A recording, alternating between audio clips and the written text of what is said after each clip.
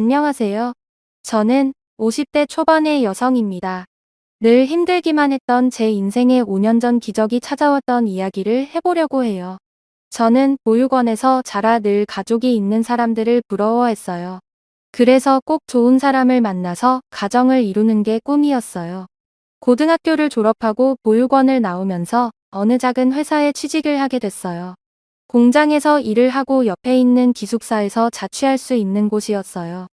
열심히 돈을 모아서 혼자 자취할 만큼 컸어요. 나만의 공간을 가지고 싶었거든요. 그렇게 돈을 모으는데 열중했던 어느 날 남편을 만나게 되었어요. 사무직이었던 남편이 공장에 샘플을 전달하러 왔다가 저와 만나게 된 건데요. 저는 그때 공장 사무실에서 격리를 하고 있었어요. 남편은 제가 마음에 들었는지 처음 만났을 때부터 친근하게 말을 걸었고, 그런 남편이 좋았습니다. 친절하고 따뜻하게 대하는 사람이 별로 없었으니까요. 처음 받아보는 친절의 마음을 뺏겼던 것 같아요. 남편과 6개월 정도 사귀다가 결혼을 했습니다.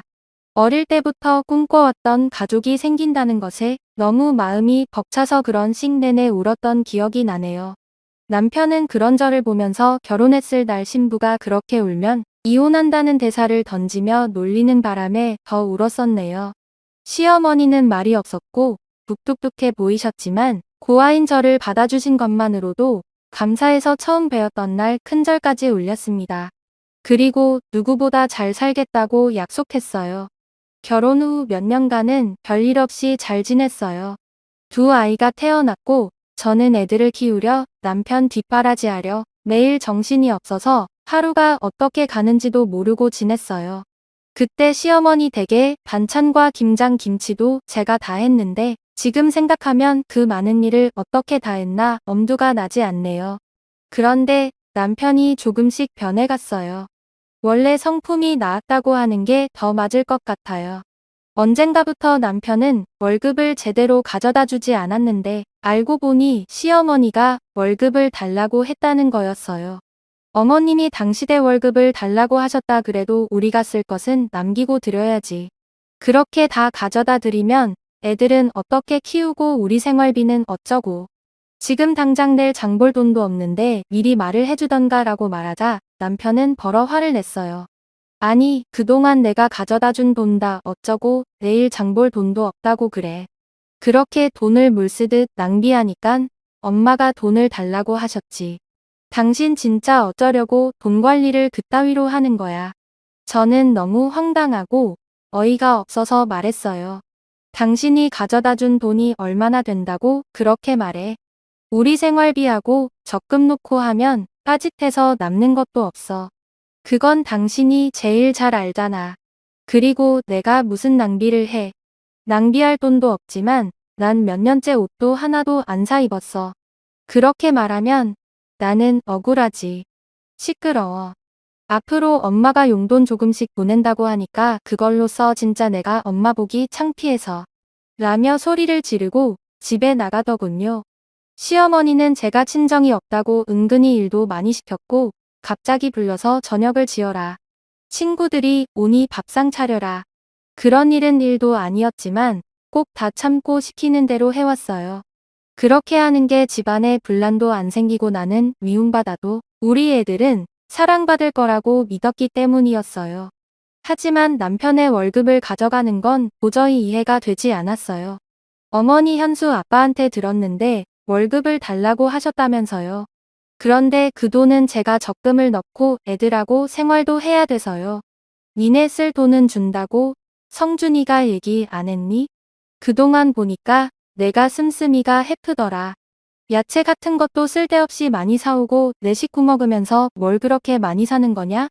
그래서 내가 가지고 있으면서 쓸 만큼만 주겠다고. 어머니 제가 장을 많이 본 건 시어머니가 저희 반찬을 많이 가져가셔서 넉넉히 만드느라고 그랬던 건데요. 시끄럽다. 너 말하는 게 아주 이상하다. 지금 나 때문에 돈을 많이 썼다는 거야? 그렇게 나오시니 저는 더 이상 아무 말도 할 수 없었어요. 그때부터 저는 시어머니에게 매주 조금씩 돈을 다 써야 했는데 그 돈으로는 애들한테 들어가는 걸 쓰기에도 부족했어요. 남편한테 사정을 얘기하고 용돈을 좀 나눠달라고 했지만 그냥 웃음만 치더군요. 내가 나가서 사람들 만날 때 돈 없어서 쩔쩔대야겠어? 사회생활하는 사람이 여유가 있어야지 언제 무슨 일이 생길 줄 알고. 막말로 갑자기 친구라도 만나면 내가 돈 한 푼 없이 가서 얻어먹기만 해야 돼. 다른 집 마누라들은 남편 자존심 채워준다는데 보고 자란 게 없어서 그런가? 은근히 제가 구하라는 걸 피하냐고리더군요. 저는 너무 억울했지만 더 이상 아무 말도 하지 않았어요. 제 말이 통하지 않는다는 걸 몇 번의 경험을 통해서 알았으니까요. 저는 제가 할 수 있는 일들을 찾기 시작했고 집에서 할 수 있는 인형 눈 붙이기부터 밤 까는 일들을 했습니다. 손도 많이 가고 힘이 드는 거에 비해서 돈은 조금이었지만 그나마 집에서 애들을 보면서 할 수 있는 일이었어요. 사정이 이런데도 시어머니는 주는 돈을 더 줄이더군요. 요새 돈 좀 번다며? 그럼 더 안 줘도 되지? 라면서 조금씩 줄이더니 어느 날부터인가는 한 푼도 보내지 않았어요. 어머니 이번 주는 돈 언제 보내주세요? 원래 어제 주셔야 했는데 내가 버는 돈으로 충분히 쓰고 살겠더만 굳이 내 아들이 번 걸 그렇게 가져다 쓰려고 드니? 너도 좀 염치가 있어봐라. 다른 집 며느리들은 직장도 좋은데 다녀서 집에 도우미 두고 시댁에도 돈 펑펑 쓴다는데 너는 어째 타갈 생각만 하니?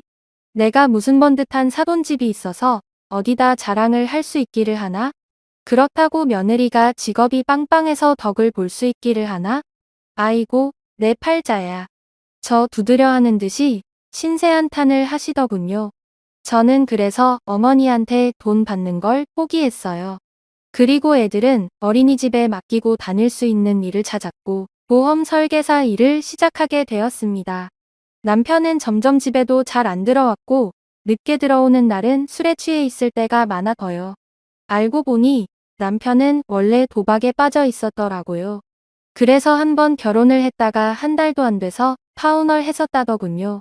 나중에 공장에서 같이 일하던 아줌마를 통해서 듣게 되었어요. 하지만 저에게는 이미 남편 사이에 아들도 있었고 결혼 생활은 돌을 킬 수 없는 노릇이었어요. 가족 없이 자란 저는 아이들도 그렇게 키우기 싫었어요. 그래서 그저 나만 참으면 된다는 마음으로 보험 일을 하면서 악착같이 아들을 키웠어요. 다행히 아이들은 제 말이라면 자다가도 깨서 들을 만큼 착하게 잘 자라서 초등학교에서 공부도 곧잘 했어요. 그러던 어느 날 정말 저한테는 서러운 일이 터지고 말았습니다.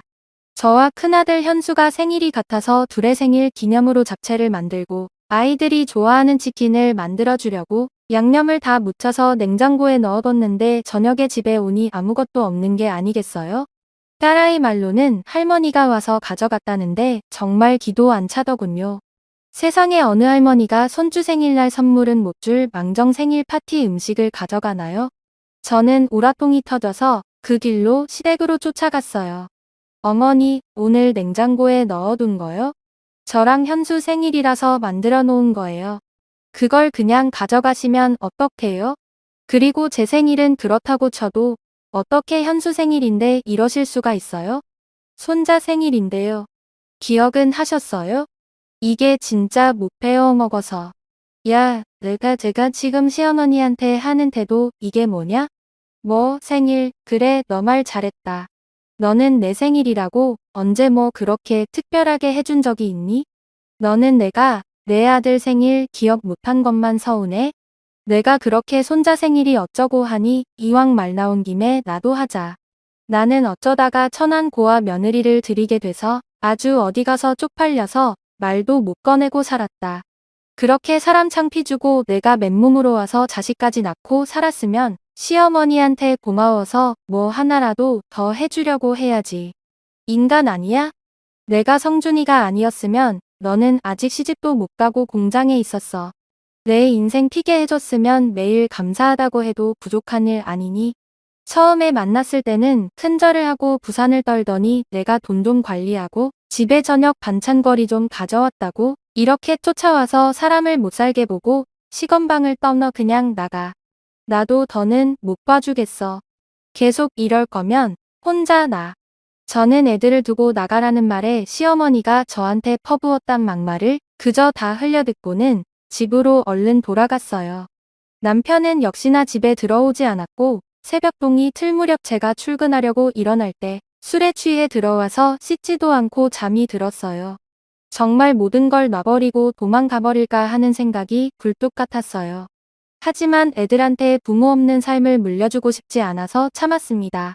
그러던 어느 날 저는 보험 계약을 하는 분과 이야기를 하다가 경찰의 가족 찾기라는 프로그램이 있어서 거기에 DNA를 등록하면 가족을 찾아준다는 말을 듣고는 경찰서를 찾아가서 DNA를 등록하게 되었어요. 혹시라도 제 가족 중에 누군가가 있을지 모른다는 희망을 가지고 말입니다. 그만큼 시어머니와 남편이 제게 주는 사랑은 너무나 컸습니다. 하지만 시간이 지나도 연락은 오지 않았고 저도 처음에는 궁금해서 몇 번은 경찰서도 찾아가 보고 연락도 해봤지만 아무 성과가 없자 그냥 포기를 하고 살게 되더군요. 그리고 반년 후 남편은 회사에서 정리해고를 당했어요. 전화로 딸에게 아빠가 정리해고됐다며 집에 있는다는 이야기를 듣고 서둘러서 들어가 보니 시어머니가 계시더군요. 저는 얼른 애들을 학원에 보냈어요.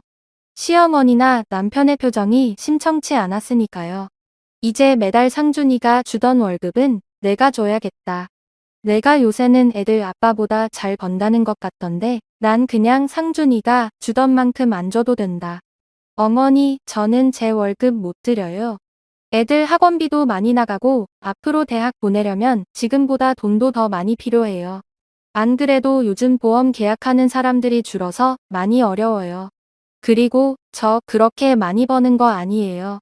너는 아무것도 없이 시집와서 이만큼 살아놓고도 내 거 챙기겠다고 그러는 거야? 내가 감히 우리 엄마한테 따박따박 말대답을 해? 내가 항상 이런 식으로 엄마를 대했구나? 그런 식으로 말하지 마. 나도 할 만큼 했어. 이건 내가 잘 먹고 잘 살겠다는 거 아니잖아. 우리 현수랑 현아를 위해서 그런 거라고. 어머니는 그동안 당신한테 가져간 돈도 아직 있는데 그거 안 쓰고 모아주신다고 했다며? 그럼 진짜 그 돈 쓰면 되잖아. 너 진짜 간도 크다. 내가 꼭 우리 아들이 힘들게 번 돈을 쓰라는 것처럼 말하는구나. 내 아들 돈이 그렇게 웃음이 그 돈을 막 쓰겠다고 하는 거야? 당신. 이제 됐고 큰 소리 마. 그럼 엄마는 현수 생각은 안 한다는 거야? 둘은 앞뒤가 안 맞는 말을 하면서 저를 잡아먹을 것처럼 굴었어요. 그래도 저는 물어날 수 없었어요. 제가 버는 건 분명히 한계가 있는데 시어머니가 돈을 달라는 대로 그렇게 줬다가는 언제 또 낭패를 당할지 모를 일이었어요. 남편은 제가 계속 돈을 안 넣을 것 같자 이제는 자기 용돈만이라도 달랐더군요. 그건 어머니가 전에 당신 돈 가져가신 거에서 주셔야 될 것 같은데 당신 돈 우리한테 쓰는 건 아까워도 당신이 쓰는 거지만 주실 거야. 아니 진짜 이 여자가 왜 자꾸 내 돈을 꺼내 쓰라고 난리야? 남편은 길길이 날뛰었고 그 뒤로 집에서 자주 행뜰을 부리고 돈 내놓으라고 소리를 질렀어요. 저는 아이들이 남편 때문에 피해보는 것이 싫어서 몰래 밖에서 만나서 돈을 주며 학원으로 바로 보내고는 했습니다. 아이들은 저에게 저런 사람은 아빠도 아니고 할머니도 아니라면서 남보다 더하다고 이혼하고 편하게 혼자 살으라고 했습니다. 이제 겨우 중학교 2학년인 딸아이가 하는 말에 가슴이 찢어질 것 같았어요. 그래도 저는 저런 아빠라도 애들한테 있는 게 낫다고 생각했어요. 그래야 나중에 애들이 지금 제가 겪는 서름을 겪지 않을 테니까요. 그렇게 몇 달이 지났는데 하루는 녹초가 돼서 집에 들어가려고 하니 문이 열리지 않는 거예요. 현관 비밀번호를 몇 번이고 다시 눌러서 경보음이 울렸지만 문이 열리지 않았어요. 당신 안에 왜 문이 안 열리지? 여보. 남편은 전화도 받지 않더군요. 그러다가 저희 집에 시어머니가 오시길래 문이 안 열려서 사람을 불러야 할 것 같다고 말했습니다. 그랬는데 시어머니는 문을 열고 들어가 버리더니 잠가 버리더군요.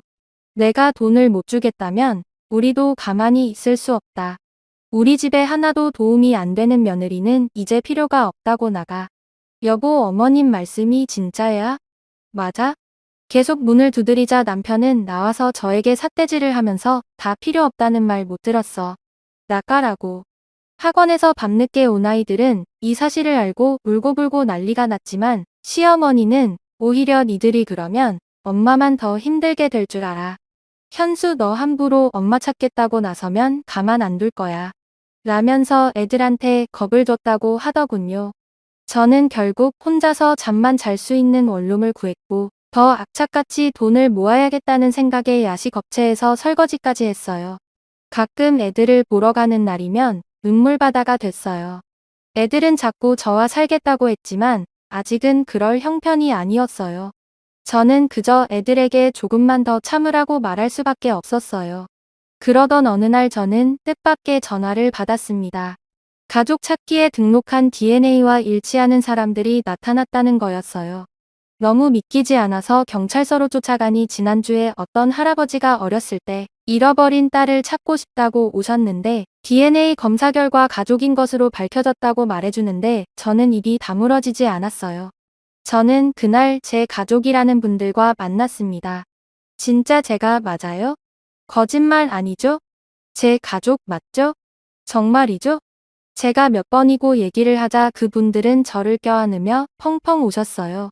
알고 보니 제가 3살이 되던 해 할머니가 어떤 무당한테 제가 집에 있으면 가세가 기운다는 말을 듣고 가족들 몰래 저를 보육원에 버리셨다는 거예요. 할머니는 저를 잃어버렸다고 거짓말하셨다가 돌아가시기 직전에 사실대로 말씀하셨다고 하네요. 그러다가 제 어머니가 중병에 걸려서 돌아가시기 전 저를 꼭 보고 싶다고 하셔서 혹시나 하는 마음에 저를 찾게 되었다고요. 저만큼이나 가족들도 힘든 생활을 보냈구나 생각하니 눈물이 앞에 가렸어요. 그리고 제 이름은 이유미가 아닌 박혜선이라는 것도 알게 되었습니다. 저는 가족들에게 이끌려 어머니를 보러 병원으로 갔어요. 엄마 혜선이요. 엄마가 그렇게 보고 싶어하는 혜선이 왔어요. 오빠가 하는 말에 주무시고 계시던 엄마는 눈을 뜨시고 앙상한 손을 뻗어 제 손을 잡으셨어요. 엄마, 엄마.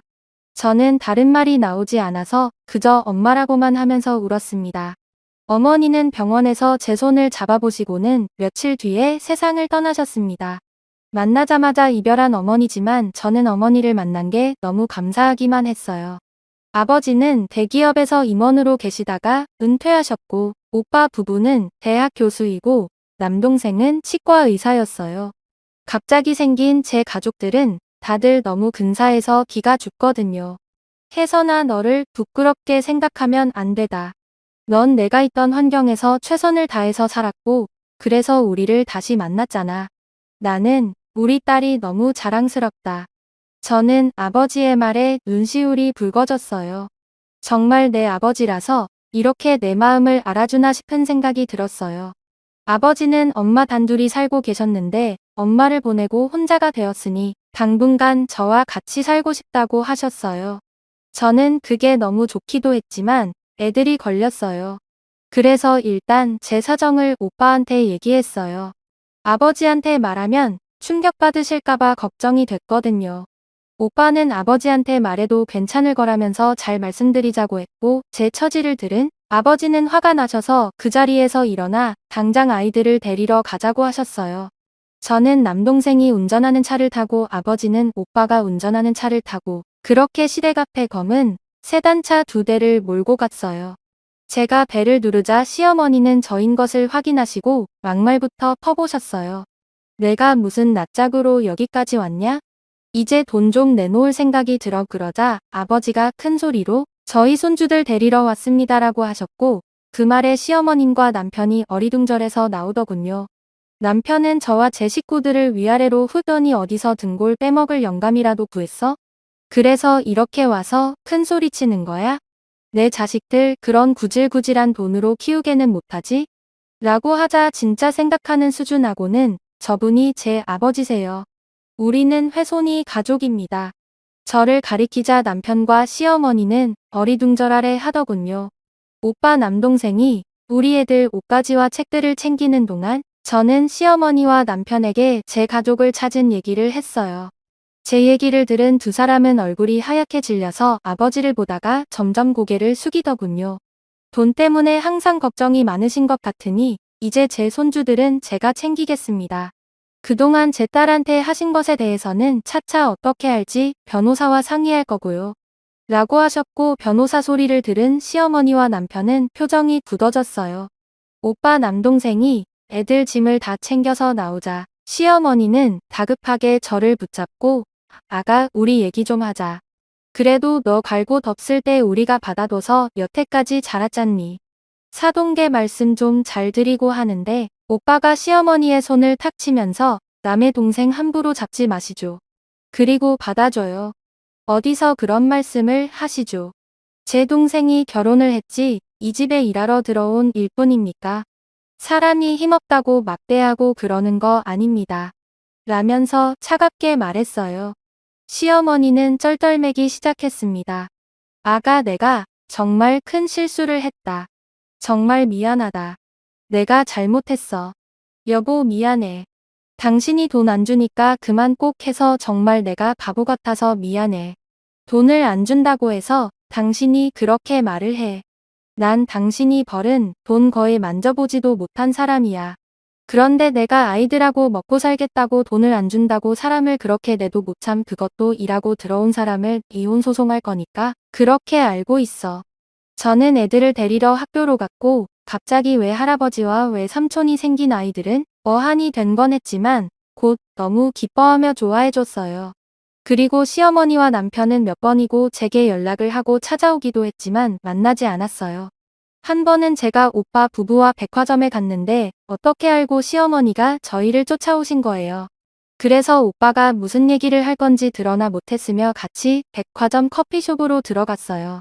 제 둘 부부는 잘 지냈는데 아들이 회사를 그만두면 문제가 생긴 거예요. 용돈을 안 주겠다고 하니 불화가 좀 있었고 저도 남들 다 받는 폐물임을 예단 못 받고 며느리를 들었는데 제 입장은 생각 안 하시고 무조건 안 좋게 보시네요. 그렇네요. 줍니다. 그 용돈이라는 것과 폐물 예담해드리고 저희도 가정폭력과 협박으로 아드님과 사돈분 정식으로 고소하겠습니다. 아니 그러시면 얘기가 틀려지죠. 지금 혜선이 이혼 변호사 만나고 왔는데 애들 직원을 들어보니 굉장하더군요. 하루가 멀다 하고 술 마시고 도박하고 집에 안 들어오는 아버지, 그리고 집에 있는 애들 간식까지 쓸어가고 돈 한 푼 안 보태면서 엄마를 부려먹는 할머니. 이 정도면 이혼 사유가 차고도 넘칩니다. 그리고 집 비밀번호까지 바꾸고 못 들어오게 해서 1년 가까이 밖에서 살겠죠? 이런 것도 다 죄가 될 수 있고 위자료를 받아낼 수 있다고 하던데 저희는 그대로 다 진행할 겁니다.